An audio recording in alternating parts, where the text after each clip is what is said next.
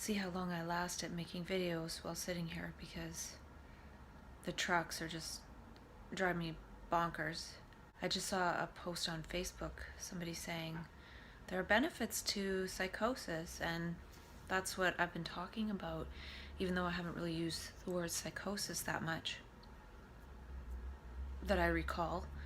I've been using things like map consciousness and trance consciousness to encompass that whole spectrum. Instead of saying mania and psychosis, I say map consciousness. And I say that too, just to join them together, because it's, at least for me, it's kind of cyclical. I go into hyper perception and then I come down, and when I come down, it's kind of hyper perceptively scary. And that might be just part of it, because going into that ecstatic mystery, one has to come back through terrifying mystery. It's sort of how things go, because if one just kept going into ecstasy, I feel one would eventually be in isolation, because if one is in that state of profound ecstasy, nobody else is there with the person, unless they manage to meet somebody who's there too, which, it'll be wandering off into one's personal ecstasy. And you could even think of how some people say take an illicit drug together and then walk off into the forest and die, because they sort of walked off into ecstasy together. And that's not grounded in reality, to feel that inner ecstasy all the time, because reality's not structured in a way for us. I just got a phone call and I don't know what I was saying. Something about the positive aspects of psychosis, and I just say map consciousness for me to encapsulate the whole process, and also to sort of take away the judgment of mania as good and psychosis as bad, because they're two sides of the same coin. So to always want one and not the other is sort of impossible, at least in my experience. Oh, and I think I was saying people can go off into their own ecstasy. And I think that's great for a period of time, but it's not sustainable, and it's not something that I would want to have all the time. Being human is about the rich spectrum of diverse feelings and experiences and perceptions, not about just being in ecstasy all the time. And I feel like if I was that way all the time, I would stop feeling that. And I think actually ecstasy is something that would change over time as well, if it was becoming more sustainable as it was embodied in the neurology.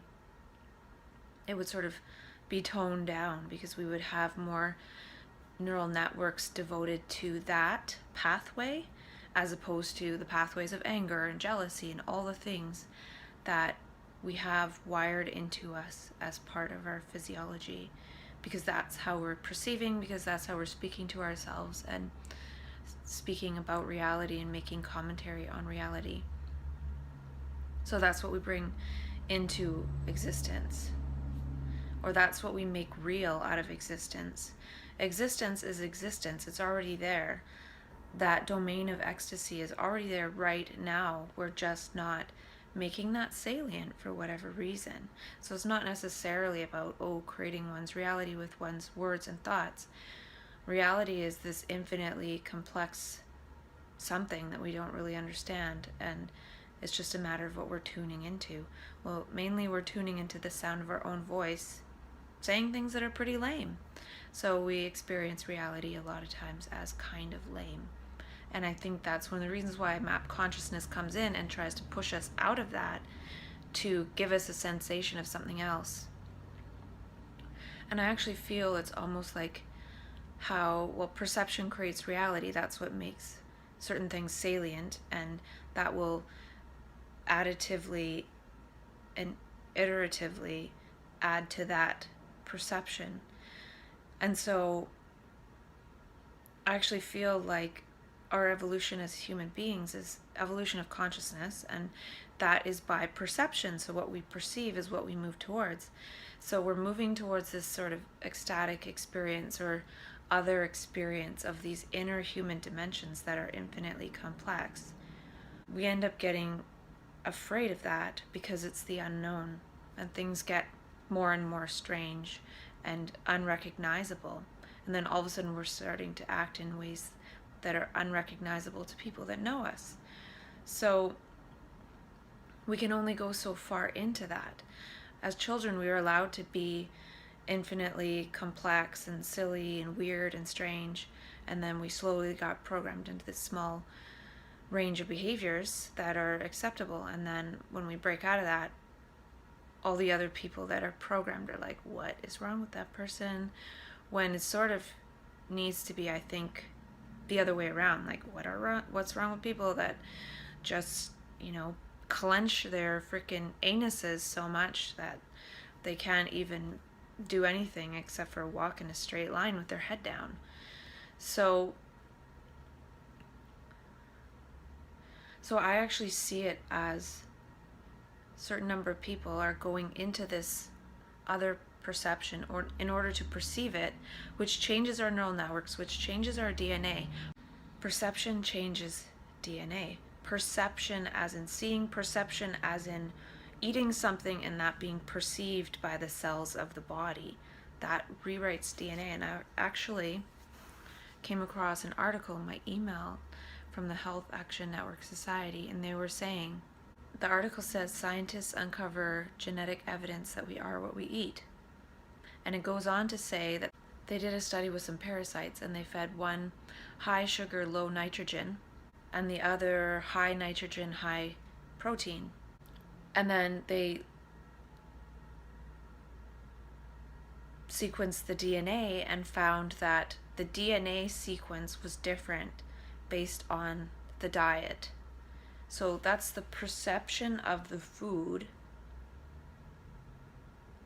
changing, rewriting the DNA, because the perception of the need to process that as fuel changes the DNA in order for the microorganism to be able to use that as fuel. So in the same way, perception of different perceptions versus our programmed ones, which keeps our DNA the same, different perceptions are going to change our DNA. So if we're constantly perceiving ecstasy, well, we need to have the genetics to actually be able to hold that ecstasy. So maybe it's different neural pathways in the brain, different neural pathways in the body.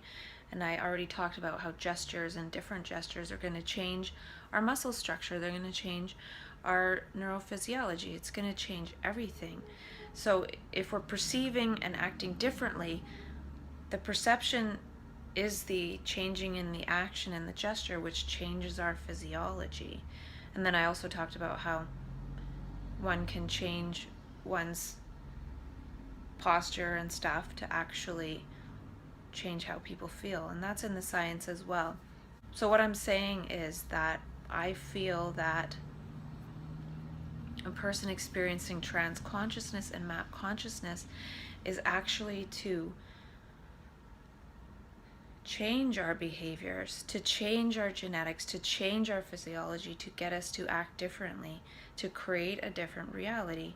So when we're perceiving that, since we're not supported in our new perceptions and our newly acquired high sensitivity, which some people already have and are never programmed out of, whereas other people, they're programmed out of their sensitivity, their childlike curiosity, wonder, sensitivity, learning. It's narrowed down to a very small band. And then some people break out of that with map consciousness, which can happen in so many different ways, which shows it's completely natural.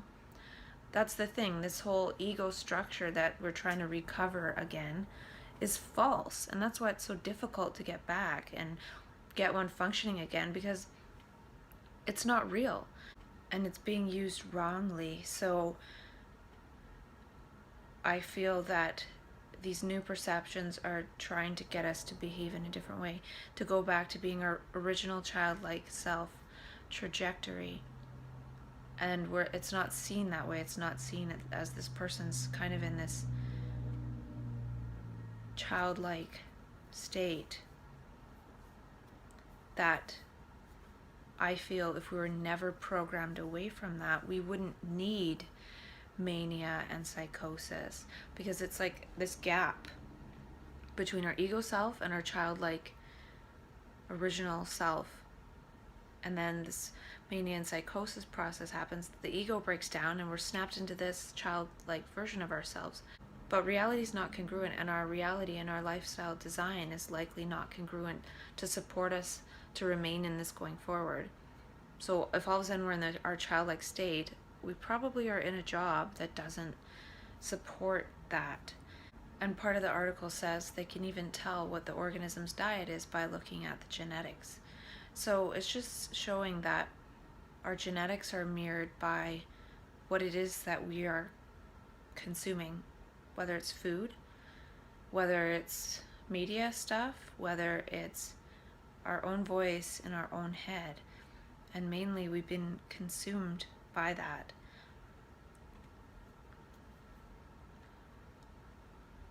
And I feel like in the map consciousness process,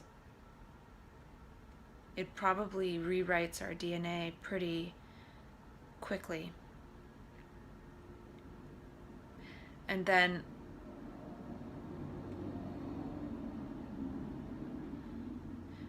we go back through psychosis into the consensus reality, and our DNA is probably not suited for it anymore. We don't have the DNA of competition and all these ego structures. It's almost like false DNA. It's almost like those word viruses that we're infected with, and then we translate into our own voice.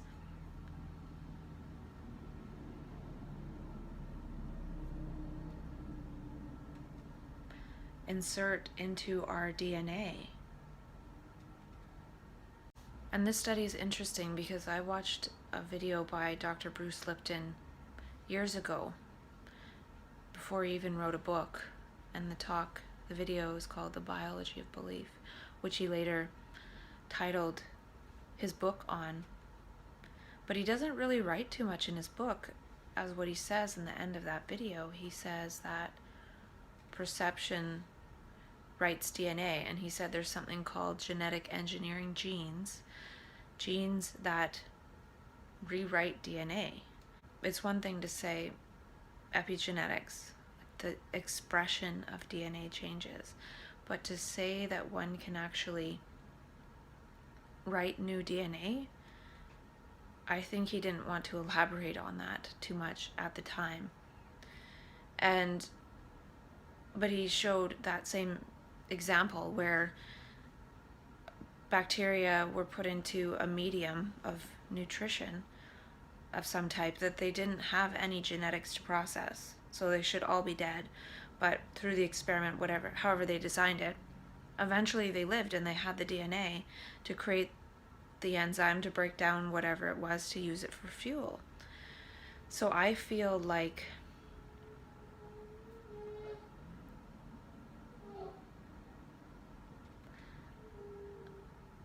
and I've talked about before how nutrition is important for us, but there's also a different energy. So when I go into manic consciousness, I don't need to eat as much. Actually, when I eat, it goes right through me. I've had that experience, and I lost a lot of weight. So I was probably burning the energy of my body, but I wasn't sleeping.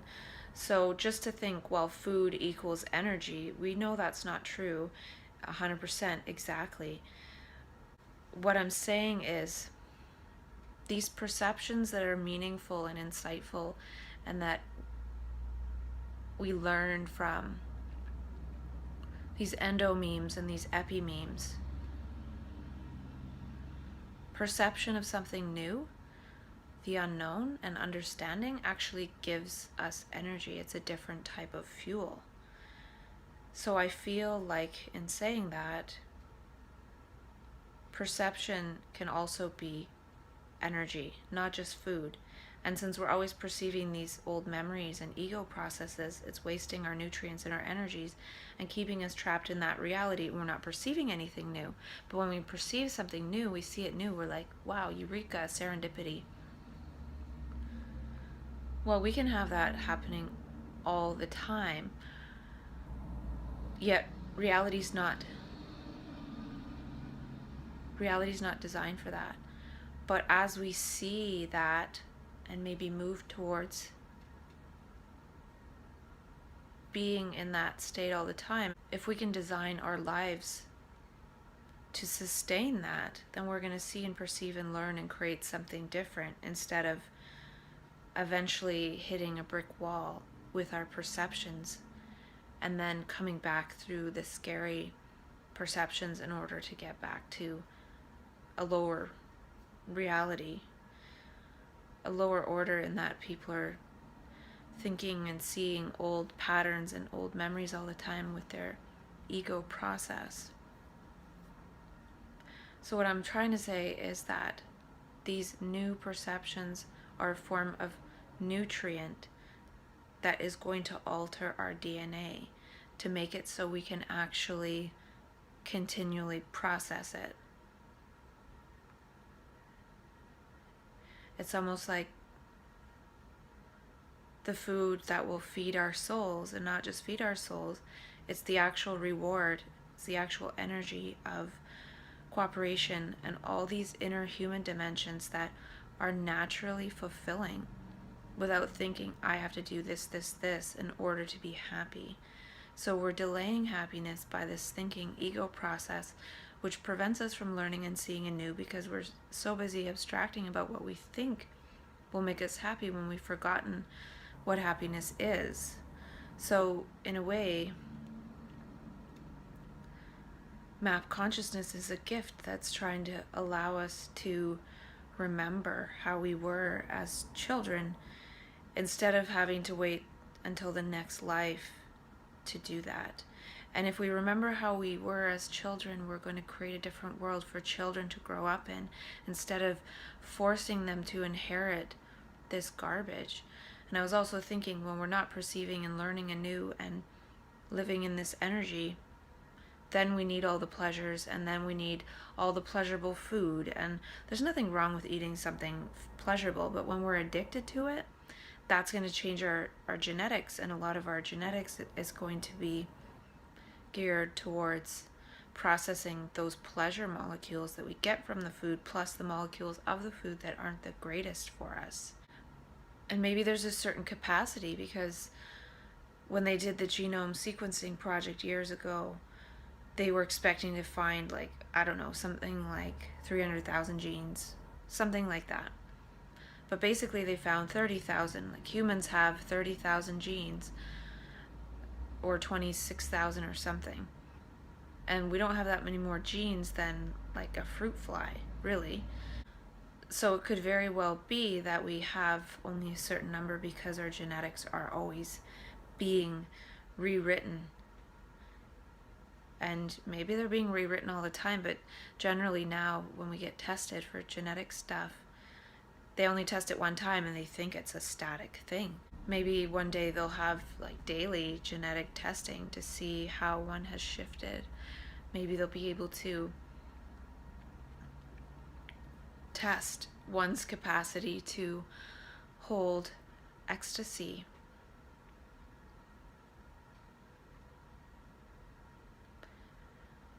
And if a person goes into that ecstatic perception, it's easy to see how eventually one would hit a bunch of perceptions that are not ecstatic. It's almost like how they talk about, if you leave a bunch of monkeys in a room long enough, they'll write out the Bible verbatim. And in that way, it's almost like for us, usually we walk around, we're seeing our old perceptions and our thoughts and memories. But if we manage to decouple from that long enough, we're going to see something new and something new and something new, and learn, see beauty, and we'll have walked towards ecstasy, instead of being like ego perception, ecstasy, ego. So we never end up in that path of ecstasy, but sometimes things line up in such a way that we go into ecstasy, and that could be synchronicity in a way. But when we think about it, most people aren't in synchronicity, because we're doing what our ego and how we've been programmed to be and act and stuff. So we need more people to be in alignment with that, to have more people go into seeing that and being able to sustain that. Like, I see it like this giant quantum puzzle. If 99.999% of us are just going around in circles, then we're going to be creating this world that we have. But if more people get in alignment, it's very powerful when someone is in alignment. That's like the higher states of consciousness, and that will bring more people into alignment because somebody is in alignment, which is more powerful than being in alignment with the ego, which is not being in alignment at all.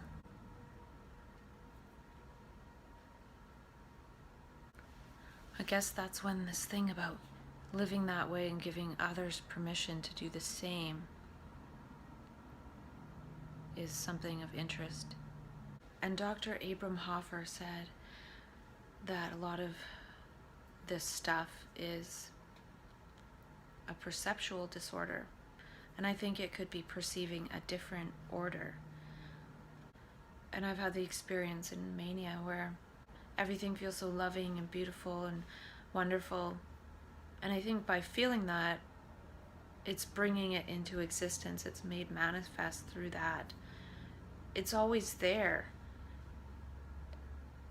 We just can't feel it because we're so busy abstracting about things. And the abstractions are actually our ideas about what we think is meaningful, and we're actually making meaning by that. Each thought carries meaning, and we're making that moment into that meaning by that meme that we're saying. And it's like what I was saying with the person who had surgery to restore eyesight. We can't make sense of what we're seeing, but in a way we can't make sense of it with the ego. It's something that is of a different sense, and I think it's infinitely complex and unfolding. We can't really reference it to anything. So it could be the state of beauty, truth, love, but what is that? Like, it's something different each moment. It's not that word.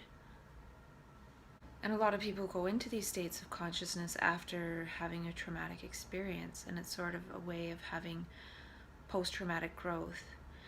In a way, having a traumatic experience is sort of like seeing that this society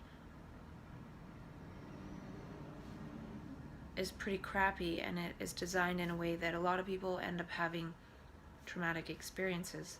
So consciousness looks for other things that are meaningful besides that. Like if somebody gets traumatized at work, for example, for some reason, and they had a lot of meaning attributed to work, well, now the meaning attributed to work is one of trauma. So one would naturally go and look for something else that's meaningful. And some people end up stumbling upon the inner human dimensions and go on that inner journey of map consciousness and trying to make new maps and meanings other than the ones that the ego has falsely created and ascribed. It's like moving away from the poison we've been habituated to. There's a different nutrition that we're just not able to process. We've been getting our energy from these ego processes that give us pleasure and reward in the form of dopamine. And we're looking for those little bits that are those rewards that we've been programmed to seek as rewards. And it's like there's this stress in decoupling from all that we've been told is meaningful when we realize it's not meaningful at all. And usually that's what happens when a person really changes their life. I heard somebody say, be the evidence.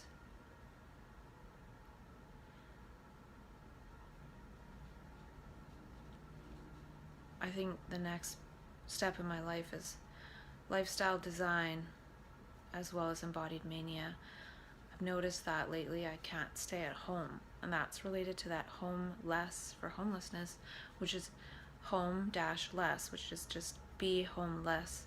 And I think the other part is love more, not fear less, but love more. And it seems like I feel no anxiety when I'm living this way right now, Whereas if I just sat at home, I probably would feel anxiety. So it seems like I'm allowing that compass to move me, to move about in life differently, that will slightly alter reality and my life. And I don't know how far that'll go. But I have had this sense lately that I'm sort of like a homeless person who has managed to stay housed. And I can see that there could be a trajectory in my life where I do end up homeless for some reason.